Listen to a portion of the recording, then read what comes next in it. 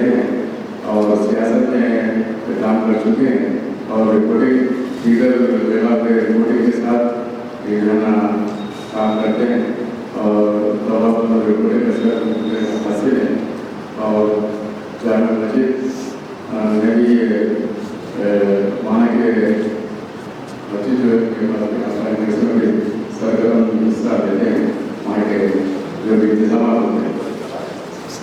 میں ضرور الدین اسلامی صاحب سے گزارش کرتا ہوں جو تشریف میں مولانا ضرور الدین اسلامی. السلام علیکم ورحمۃ اللہ وبرکاتہ. نحمده ونصلي على رسوله الكريم. اعوذ باللہ من الشیطان الرجیم. بسم اللہ الرحمن الرحیم.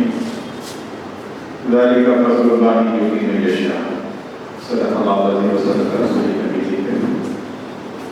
حاضر صدر احترام صدر اجلاس جناب ڈاکٹر ناصر علی صاحب اور جناب محترم قاضی سراج الدین رضوی صاحب مدرسہ العالی و دامت برکاتہم، جناب محترم مشتبہ کریم صاحب اور سینئر جرنلسٹ نصر اللہ خان صاحب اور ہم سب کو یہاں پر جمع کرنے والے شخصیت بانی محفل ڈاکٹر فرید الدین صادق صاحب. اگر ڈگریاں آپ کے لیے میں نہ تو گھنٹہ 2 گھنٹے لگ جائیں گے. یونیورسٹی کہہ دیتا ہوں کہ یونیورسٹی میں مختلف ڈگریاں ہوتی ہیں. ماشاء اللہ ڈگریوں کی ایک الگ سے ایک فہرست بھی آئیڈینٹی کارڈ اپنا وزٹنگ کارڈ بناتے ہیں، اس کے ساتھ ایک اٹیچ کرتی ہیں جس میں کارڈ ایک ہوتا ہے وزٹنگ کارڈ اور ڈگریاں ماشاء اللہ. اور قابل صدر احترام سامعین اکرام معزز خطیب حضرات شعراء اکرام اور سامعین و سامعات، الحمدللہ فرید الدین صادق صاحب نے جو مختصر طور پر جو ہم سب کا تعارف کروایا ہے اسی سلسلے میں ایک دو باتیں عرض کرتا ہوں کہ اللہ تعالیٰ کا یہ فضل و کرم ہے کہ اللہ تعالیٰ نے مجھے اسامیہ خاندان میں پیدا کروایا اور میرے جد امجد حضرت العلامہ مولانا محمد اسامہ الدین فاضل رحمۃ اللہ علیہ جن کا کل 70واں، وہ ایک بات کہتے تھے بلکہ انہوں نے اپنے اشعار میں لکھا ہے کہ میں شاد شاد رہوں گھر میرا رہے آباد. کبھی نہیں میرے مالک تیرے خزانے میں لگی نہ دیر کسی کو مراد پانے میں. پھر اس وقت انہوں نے جو دعا کی دونوں صاحبزادوں کے بارے میں، جلال نور نظر حمید لفظ جگر رہے زمانے میں علم و فضل و ہنر. کمی نہیں میرے مالک تیرے خزانے میں لگی نہ دیر کسی کو مراد پانے میں. تو حضرت والا کی خواہش تھی کہ میرے بعد یہ سلسلہ آگوش و ہدایت کا یہ چلتا ہے. اس کے لیے اتنی محنت کرنا کرتے تھے کہ میں نے کتابوں کے ذریعے سے ان کے حالات کو پڑھا ہوں. اس سے مجھے واقفیت ہوئی کہ ہر جب اجتماع ہوتا تھا پہلے زمانے پہلے جمعرات ہوتا تھا پھر ہفتے کو ہونے لگا تو واعظ سے پہلے حضرت 5 بجے سے بڑا ہال تھا ہمارا گھر ماشاءاللہ ابھی بھی یہ بہت بڑا ہے. یعنی سب کو تقسیم ہونے کے بعد بھی ایک حصے میں 350 گز آئے تھے. تو اس زمانے میں قریب 3000 سے زیادہ جو ہے نسبت تھا.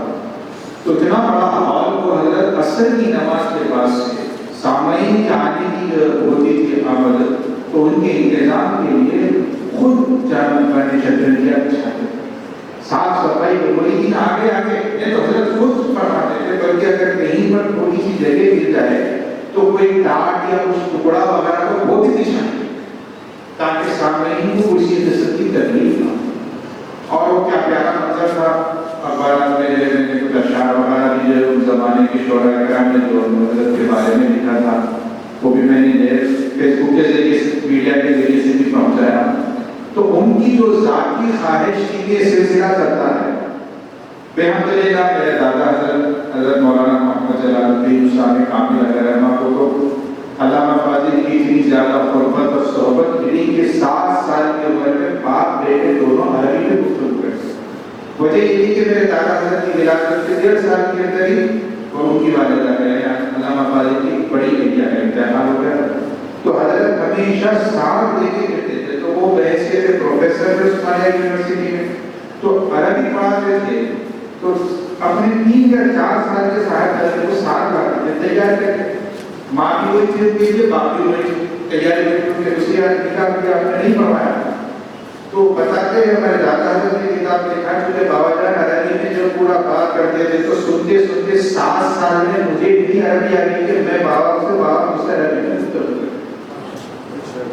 اب اندازہ کریے تربیت اور صحبت کا جو اثر ہوتا ہے وہ بنا. پھر اس کے بعد ماشاءاللہ انہوں نے ایسے کتابیں لکھی ہیں، 30-32 کتابیں جو کی چھپ چکی ہے اور 4-5 ابھی چھپنے کے بعد قریب ہے. پھر دوسرے سال کا حضرت مولانا محمد حمید الدین نصابی آپ کے رحمت ہم سب کو واقف ہے، عظیم کارنامہ ان کا.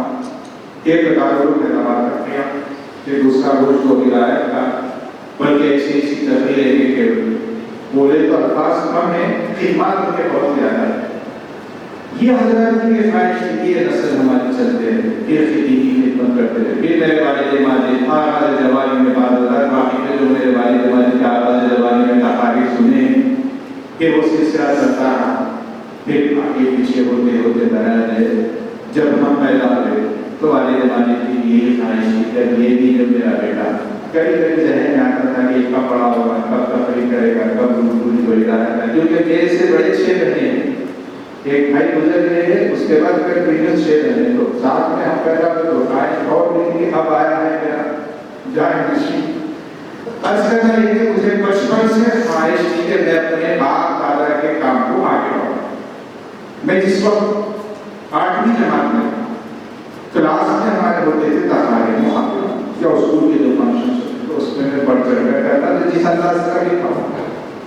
پھر میں شاید 9ویں جماعت میں آیا، تعمیر ملت کا پہلا جو جلسہ میں نے پھر وہاں پر تقریر کی. ہمارے عبدالرحیم قریشی صاحب نے تقریر کے بعد مجھے 3را انعام دیا اور کہا تھا کہ یہ شاید مجھ سے واقف ہے چھوٹے سے بچے، شاید یہ بچہ جو حسانیہ خاندان کا ہے، نام کی نسبت سے میں سمجھ رہا ہوں انہوں نے تقریر کی مجھے تو کیا ہے لیکن باز کے انداز میں کیا ہے. تو اس وقت انہوں نے بتایا تھا مجھے تقریر اور باز میں کیا فرق ہوتا تھا. تو بہرحال باز سے پھر میں نے آغاز کیا. پھر الحمدللہ ہوتے ہوتے تقریباً آج 44 سال کی عمر اور 32 سال سے میں مجھ کو ہدایت کا تاریخ کر رہا ہوں. الحمدللہ یہ اللہ کا فضل ہے. کیونکہ حضرت والا حضرت علامہ حسام الدین فاضل علیہ الرحمہ فرمایا کرتے تھے باپ دادا کی نالے جوہر اپنے دکھا حسام. جب حضرت حسام نے تقدس استعمال کرتے تھے بعد میں فاضل تقدس پسند کیا تو اس وقت کا شعر ہے کہ باپ دادا کی نالے جوہر اپنے دکھا حسام، ہڈیوں پر فخر کرنا احمقوں کا کام. یعنی صرف یہی نہیں کہ میرے بابا ایسے تھے، میرے دادا ایسے تھے، میرے پردادا ایسے تھے. اگر کوئی ایسا کہا تو وہ کہیں گے کہ ٹھیک ہے لیکن آپ کیا ہیں؟ آپ کے بابا بڑے اچھے تھے، دادا اچھے تھے، پردادا اچھے تھے. تو ہمیں بھی چاہیے کہ ہم جس حیثیت سے خدمت کر رہے ہیں اپنی اولاد کو بھی اس ٹریک پہ لائیں. آج یہ سب سے بڑی جو کمی ہمیں محسوس ہو رہی ہے، ایک ڈاکٹر اپنے بچے کو ڈاکٹر بنانے کے لیے زندگی پوری لگا دیتا اور وہ کامیاب بھی ہو جاتا. آپ اکثر دیکھیں گے ڈاکٹر ہے اولاد کو بھی ڈاکٹر بنانے کے چکر میں، انجینئر اولاد کو بھی بنانے کے انجینئرنگ کے چکر میں، لیکن شاعر ہے لیکن اولاد کی اشعار پڑھنے کے قابل. بہت سارے ایسے شعراء کرام ہیں جن کے اشعار ان کی اولاد نہیں پڑھ سک رہے. وہ لکھ کے تو دے دیتے اشعار ہی نہیں پڑھ سک رہے. تو پھر چند ایسے تو کہ فرید الدین صادق صاحب نے ذکر کیا کہ بابا کی بھی انہوں نے تہیت کی، اولاد کی بھی تہیت کی. اور فرید صاحب سے مطالعے میں تو واقعہ کرنا تبھی بات کرنا مقصد نہیں ہے. ماشاءاللہ ہر کام میں انوکھا ہوتا ہے اور ہر کام میں ریکارڈ ہے. ابھی دیکھیے میں نے جب پڑھا 20,220 اشعار پر مشتمل غزل، میں سمجھتا ہوں کہ اگر آج کوئی نوجوان پڑھنا شروع کیا تو پوترا ختم کرنا ہوگا اتنی تکلیف. پہلے تو پڑھنے کی فرصت نہیں ہے. اللہ تعالیٰ کو ہمت عطا فرمائے کہ لوگوں نے بہت چیزیں کی ہیں لیکن آج لڑکیوں کی اولاد باپ کے اعتبار ہوتے ہیں جو اس کا اثاثہ، جو اس کی محنت جو اس کو چہلم سے پہلے رکھنے کے بارے میں میں تو ایک ساتھ مشورہ ہے کسی بھی پڑھا لکھا ادیب یا شاعر کا انتقال ہوا تو پہلے گھر کو پہنچا دے تو ردی کے اوپر بھیج دیتے لوگ جا کے بولو بھائی آپ کے والد کی کیا ہے کچھ کام کی کتابیں آپ کیا کرنا چاہ رہے ہیں.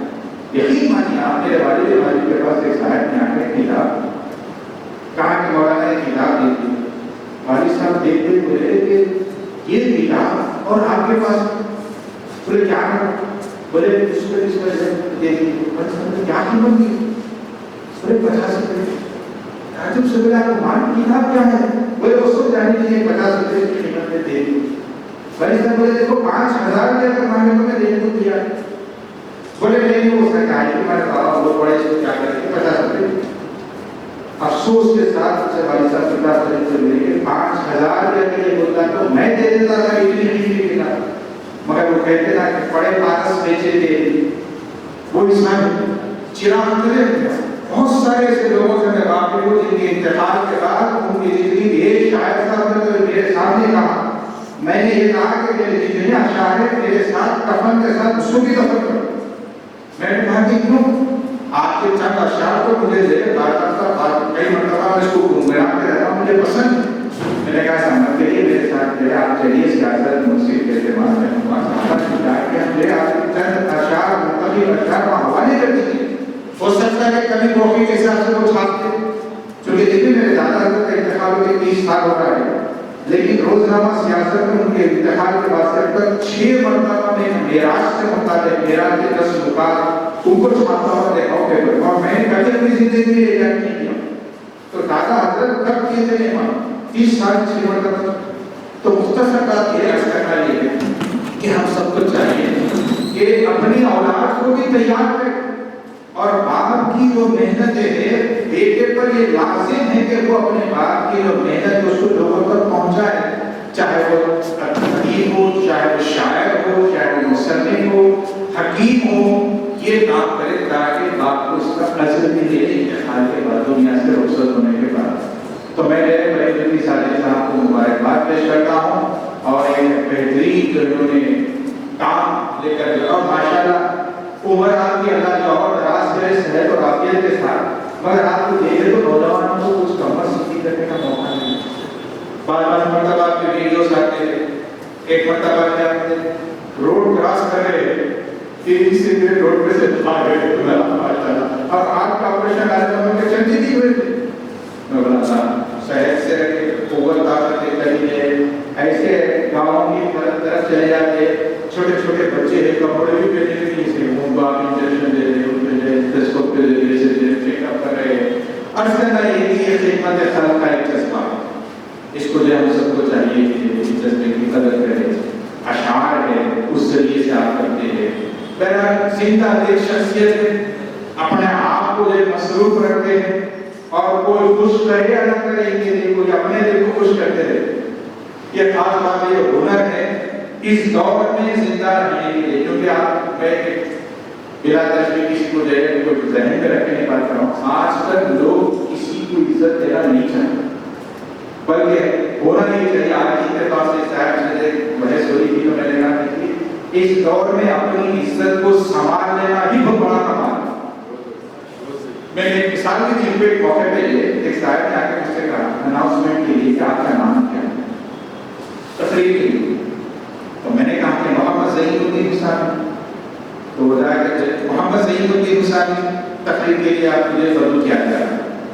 بازو میں بیٹھے تو میں ادھر کیا کیا ایسا ایسا مولانا نہیں ہوتے آپ تو کیا پوچھا میں نام کو جو بولے بولا انہیں یہ تک نہیں سمجھ رہے کہ اپنے نام میں کیسا کر بولو اپنے مولانا محمد ظہیر الدین حسانی. میں نے کہا محمد ظہیر الدین حسانی. وہ بولے کہ صداقت سے پوچھا کیا نام پوچھے تو نہیں بولے.